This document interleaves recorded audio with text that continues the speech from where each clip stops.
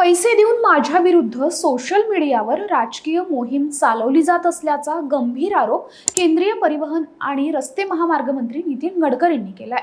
गडकरी म्हणालेत की E20 मिश्रणाविरुद्धची social media मोहीम ही राजकीय दृष्ट्या मला लक्ष्य करण्यासाठी पैसे देऊन केलेली मोहीम आहे।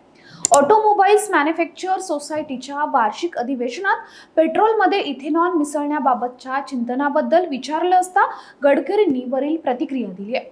गडकरींनी सांगितलं की ऑटोमोबाईल उत्पादक आणि automotive research association of India सारख्या संस्थांनी पेट्रोलमध्ये इथेनॉल मिसळण्याबाबत त्यांचे निष्कर्ष शेअर केलेत।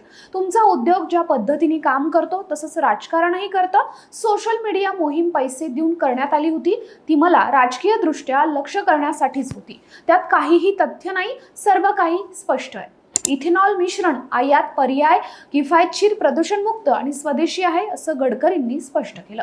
गडकरी पुढे म्हणाले की भारत जीवाश्म इंधन आयात करण्यासाठी मोठ्या प्रमाणात खर्च करतोय आणि विचारलंय की जीवाश्म इंधन आयात कमी करण्याचा प्रयत्न करणं आणि भारतीय अर्थव्यवस्थेत वाचवलेले पैसे घालणं हे आर्थिकदृष्ट्या चांगलं पाऊल नाही का? आम्ही मका म्हणजेच मक्कापासून इथेनॉल मिळवलं, या निर्णयामुळे शेतकऱ्यांना 45,000 कोटी रुपये मिळालेत, असं त्यांनी स्पष्ट केलंय।